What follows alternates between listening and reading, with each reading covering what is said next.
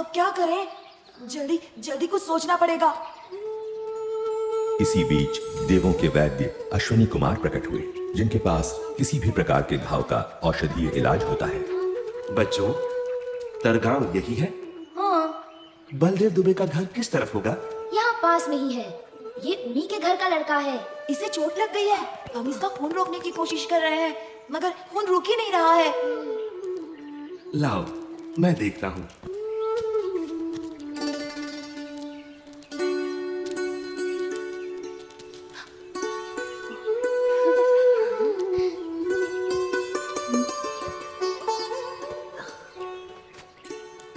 चलो, खून बहना तो बंद हो गया।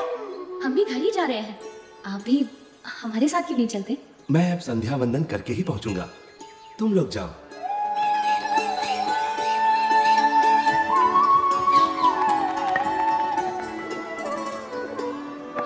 अरे हे राम, ये क्या हुआ? कैसे चोट लगी? कहीं कहीं गिर गए क्या? कुछ नहीं भाभी, खेल खेल में तो लगती रहती है। ये पट्टी भी खेल खेल में ही लग गई। देखो तो। अच्छा जी, तो सिर्फ मुझे डराने के लिए आपने चोट लगने का नाटक किया? क्यों घनश्याम, चोट कैसी है? क्यों रे सुखनंदन, तू कब से झूठ बोलने लगा? नहीं नहीं दीदी, घनश्याम को सचमुच चोट लगी थी। बहुत खून बह रहा था और रुकने का नाम ही नहीं ले रहा था। वो तो रास्ते में एक वैद्य मिल गए, उन्होंने ही पट्टी बांध दी। अच्छा, अगर तू सच बोल रहा है तो इतनी जल्दी घाव कैसे भर गया? ये देख। वो तो आप वैद्य से ही पूछ लीजिएगा। वो आप ही के घर तो आ रहे थे, अभी तक नहीं आए। कौन वैद्य जी? क्या पता, खुद अश्विनी कुमार हो, देवताओं के वैद्य। कभी कभी तो तुम्हारी बातें समझ में ही नहीं आती घनश्याम। सामान सब लग गया राम प्रताप? जी पिताजी। तुम और सुवासिनी घर का ख्याल रखना, हम लोग जल्दी ही लौट आएंगे। जीते रहो। जीते रहो।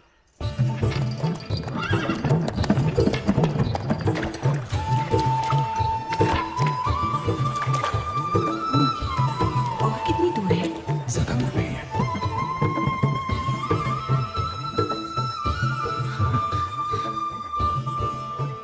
गाड़ी रोक दो भाई। भगवान की कृपा से मंदिर सामने है और आरती का समय भी है।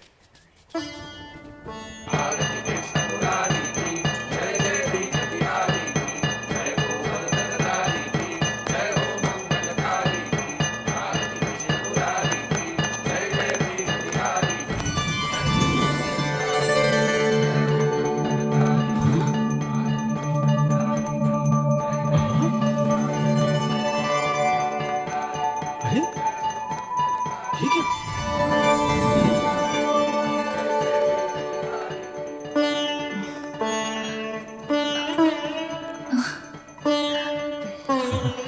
लगता है ठाकुर जी की तरह आप लोग भी मूर्ख बन गए। जब कृष्ण की मूर्ति ने अपनी माला घनश्याम को पहनाई, तब गोंडा नगर के मुखिया भी वहां उपस्थित थे। उन्होंने जब अपनी आंखों देखी ये चमत्कारिक घटना कह सुनाई, तब राजा गुमान सिंह को उनकी बातों पर विश्वास ही नहीं हुआ। ये कैसे हो सकता है मुखिया जी? धातु की मूरत खुद चलकर आई और एक बच्चे के गले में अपनी माला डाल दी। हाँ, असंभव। मैंने खुद अपनी आंखों से देखा था महाराज। मुझे तो लगता है धर्मदेव जी का मझला बेटा घनश्याम स्वयं भगवान है। अच्छा, तो बुला भेजो उन्हें। जी। अगर वो बच्चा सच में भगवान है तो शास्त्रों के अनुसार उसके चरणों में 16 चिन्ह होंगे।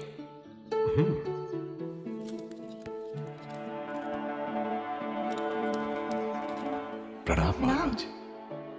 महाराज, यही है मेरा मझला बेटा घनश्याम। घनश्याम, जरा अपने पैर सीधे करके बैठो तो।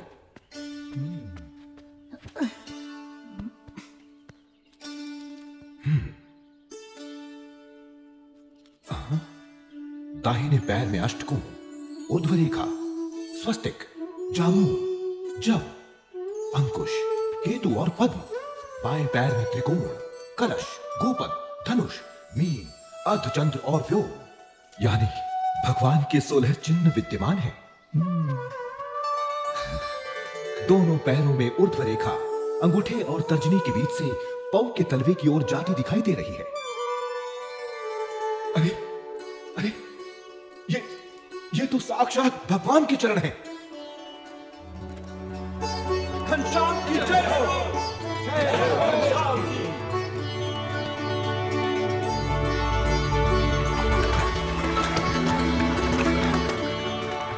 काशी, भारत की विद्वत नगरी, ज्ञान की नगरी, शास्त्रार्थ सभाएं यहाँ का नित्य क्रम है। परंतु आज की शास्त्रार्थ सभा कुछ विशेष थी। चाहे कुछ भी कहते रहे, लेकिन इन शास्त्रों के आपके मानने और हमारे से क्या होगा? सत्य और असत्य के बारे में ये क्या जानते हैं? शांतम शांतम विद्वानों, शांत हो जाइए। आप सब प्रकांड विद्वानों से मैं काशी का राज पंडित विनती करता हूं कि इस गहन चर्चा को हम यहीं छोड़ दें। ऐसे कैसे हो सकता? लेकिन क्यों? क्योंकि आज इस गौमठ में महान विद्वान धर्मदेव अयोध्या से पधारे हुए हैं और साथ में विराजमान हैं उनके सुपुत्र श्री घनश्याम। श्री घनश्याम की विशेषता यह है कि मात्र 10 साल की उम्र में वेद उपनिषद आदि सभी शास्त्रों का अध्ययन उन्होंने पूर्ण कर लिया है। अरे अद्भुतम, अद्भुतम। इतना ही नहीं, अपनी तीक्ष्ण बुद्धि से घनश्याम ने सभी शास्त्रों का सार तत्व भी निकाल लिया है। अरे इतनी छोटी सी उम्र में इतनी विद्वता, ये तो कोई असाधारण बालक है। ये तो बिल्कुल असंभव है। हमारे धर्म में इतने शास्त्र हैं कि उन्हें पढ़ते पढ़ते न जाने कितनी जिंदगियां बीत जाए। ऐसे में इतनी छोटी सी उम्र में ये कोई कर ही कैसे सकता है? ये तो बहुत बड़ा आश्चर्य है। तो इसीलिए मेरा सुझाव है कि घनश्याम जी, आप ही इन सभी विद्वानों के विवाद का समाधान करें। ये दूध मुहा हमको समझाएगा। प्रथमम तु नमस्कारांजलिम समर्पयामि।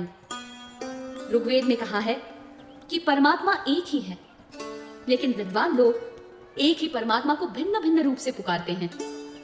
तो फिर इसमें विवाद का सवाल ही कहां उठता है?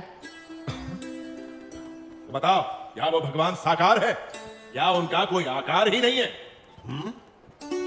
भगवान कभी निराकार नहीं हो सकते। यदि भगवान निराकार होते तो उनके द्वारा निर्मित ये सृष्टि कैसे साकार होती? अरे, जिन्होंने इस साकार सृष्टि की रचना की है, वे भगवान कैसे बिना आकार के हो सकते हैं? शास्त्रों में भगवान के दिव्य स्वरूप का कितना अद्भुत वर्णन है। वे तो सदा साकार हैं। वेद में कहा है कि स ईक्षत, यानी भगवान ने देखा। यदि देखा तो क्या उन्हें केवल आंखें ही होगी? लेकिन यहाँ पर तो नहीं, वे तो सदा दिव्य स्वरूपधारी हैं। घनश्याम का तर्क कितना ठीक और सटीक है। साधु साधु। ये तो कोई विद्वान है या फिर स्वयं भगवान। अभिनंदन, धन्य प्रभु। साधु साधु।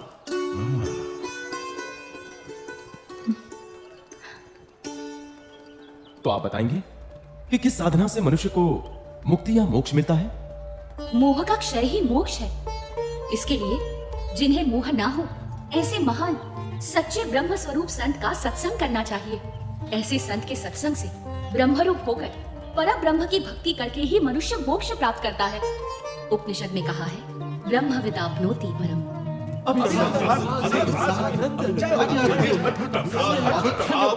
अभिनंदनम, धन्य धन्य प्रभु। आपकी विश्वसनीय वाणी ने सबका हृदय जीत लिया है।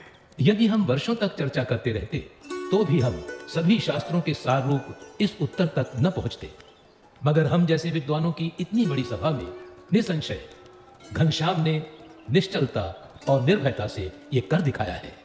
वो तो सिर्फ परमात्मा ही कर सकते हैं। मैं काशी का राजा घनश्याम प्रभु का सम्मान करता हूँ। बोलो घनश्याम प्रभु की।